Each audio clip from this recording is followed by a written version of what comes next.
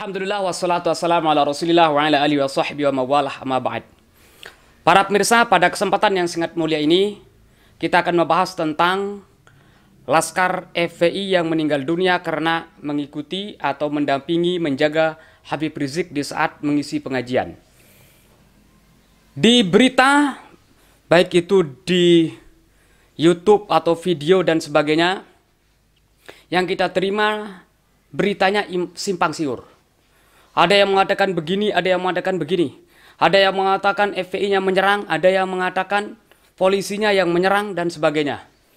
Saya tidak mau terjebak dengan informasi-informasi ini, berita-berita ini, tetapi yang ingin kami bahas di sini adalah andai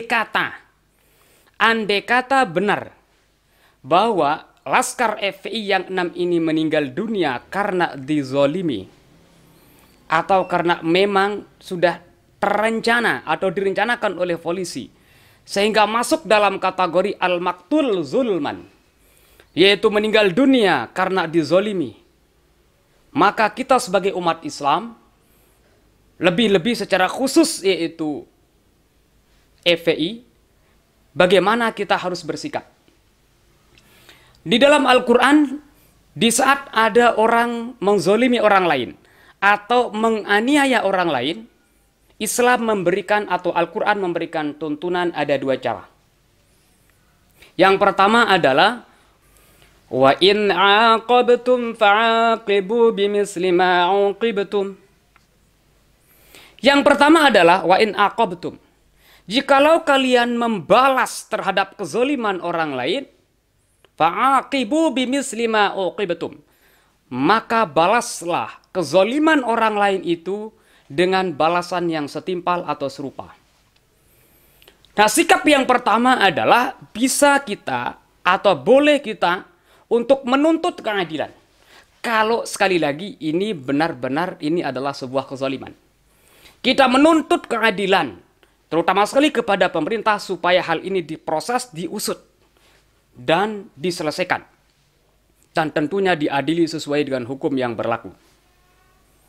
Nah, dalam ajaran Islam, fa'aqibu bimisli ma uqibtum, maka balaslah mereka itu sesuai dengan ukuran daripada kezoliman orang itu tersebut. Orang misalnya menghina kita, orang artinya mencaci maki kita, boleh kita mencaci makinya itu, tapi ukurannya sama. Andai kata ada orang mengatakan kalian itu anjing, auzubillah, maka boleh kita membalas mengatakan hal yang sama. Jangan sampai melebihi daripada itu. Misalnya, orang mengatakan Anda anjing, kemudian kita mengatakan engkau babi, maka itu kita sama-sama berdosa. Nah, artinya yang pertama boleh kita nuntut keadilan kepada pemerintah supaya itu diproses, diadili dan dihukum sesuai dengan hukum yang berlaku. Itu yang pertama. Kemudian yang kedua adalah wala in sabartum fahuwa khairul lissabirin.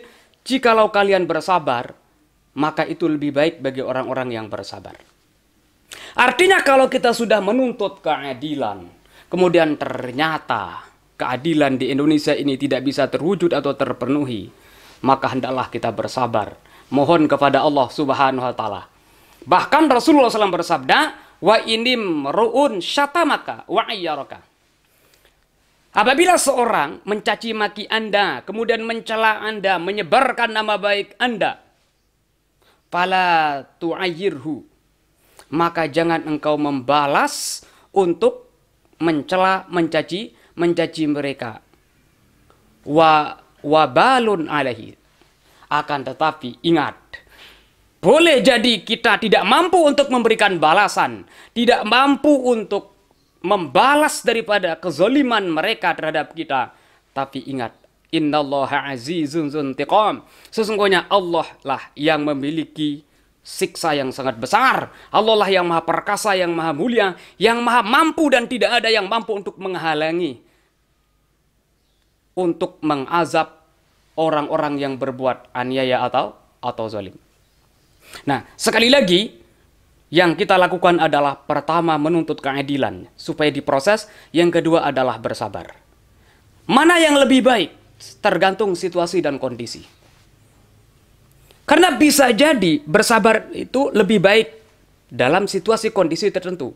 Tapi bisa jadi justru menuntut keadilan itu lebih baik supaya jangan hak-hak orang lain menjadi disia-siakan, atau supaya jangan orang semena-menanya untuk melakukan kezaliman kepada orang lain. Salah satu kasus misalnya, di saat Rasulullah SAW selesai perang Badar. Alhamdulillah pada saat itu peperangan yang pertama dan mengalami kemenangan. Pada saat itu ada 70 tawanan dari kalangan orang-orang yang musyrik. Pada saat itu Rasulullah SAW, walaupun beliau itu adalah orang yang dituntun oleh wahyu, tapi tetap bermusyawarah kepada sahabat-sahabat beliau. Pertama, beliau minta isyarah atau minta saran dari Abu Bakar. Apa kata Abu Bakar? Ya Rasulullah, mereka ini, tawanan-tawanan ini adalah keluarga-keluarga kita. Oleh sebab itu, tidak apa-apa, kita bebaskan mereka dengan syarat memberikan tebusan. Siapa tahu mereka suatu saat nanti memiliki atau diberikan hidayah oleh Allah SWT. Kemudian setelah itu Rasulullah SAW minta pertimbangan kepada Umar. Tapi justru jawaban daripada Sayyidina Umar pada saat itu berbalik atau terbalik dengan pendapat daripada Abu Bakar. Justru Sayyidina Umar mengatakan, ya Rasulullah, justru mereka ini adalah keluarga-keluarga kita. Kita tidak boleh untuk bersikap lemah. Oleh sebab itu, berikan si A keluarga saya kepada saya dan saya sendiri yang akan membunuhnya. Dan berikan si A, si B kepada yang ini kepada Sayyidina Ali. Dan beliau membunuh keluarganya. Dan berikan si B kepada Sayyidina Ali, supaya beliau juga membunuhnya atau membalasnya. Pada saat itu Rasulullah SAW memenangkan atau mengambil pendapat Abu Bakar, yakni ingin untuk membebaskan dengan syarat untuk menerima tebusan, dengan harapan suatu saat nanti dia mendapat hidayah dari Allah SWT. Tapi yang terjadi apa? Turunlah ayat pada saat itu untuk membenarkan Sayyidina Umar, yaitu ma kana linabiyyin an yakuna lahu asra hatta yuskhina fil ard turiduna 'aradad dunya wallahu yuridul akhirah. Tidak pantas bagi seorang nabi untuk memiliki tawanan sehingga dia itu mampu untuk melumpuhkan tawanan-tawanannya itu di dunia ini. Turiduna 'aradad dunya wallahu yuridul akhirah. Kalian menginginkan aradad dunya, harta dunia, tapi Allah menginginkan keselamatan akhirat. Nah, berarti pada saat itu tidak memaafkan orang justru itu lebih baik. Artinya menuntut justru pada saat itu lebih baik daripada memberikan maaf. Sekali lagi itu sesuai dengan situasi dan kondisi. Mungkin sekedar ini yang bisa kami sampaikan. Semoga bermanfaat. Wallahul muwaffiq wal hadi ila sabilir rasyad. Wassalamualaikum warahmatullahi wabarakatuh.